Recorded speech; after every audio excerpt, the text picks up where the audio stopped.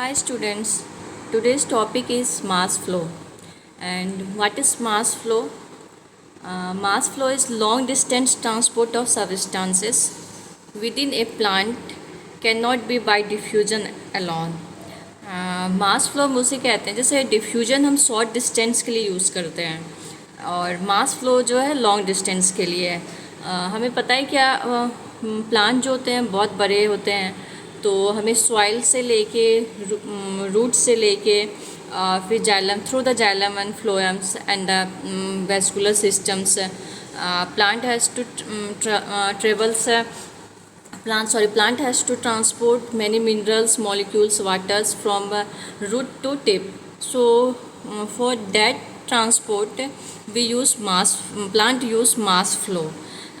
What is again we say mass flow is a long distance transport of substances. Special long distance transport, that is translocations. And we already know that what is translocation is from one point to another, which is particularly used for the long distance. To move substance across long distance and at a much faster rate is carried out by the process of mass flow, and mass flow is also called as bulk flow. Bulk flow can be achieved either through a positive hydrostatic pressure gradient or a negative hydrostatic pressure gradients. And firstly, what is pressure gradient? Hydrostatic pressure gradient is the pressure exerted by a fluid at equilibrium at any point of time due to the force of gravity.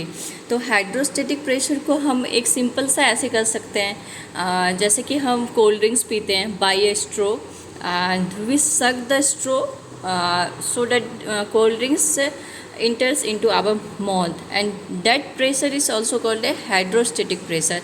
So you can relate that cold drink sucking by a hydrostatic pressure. Thank you.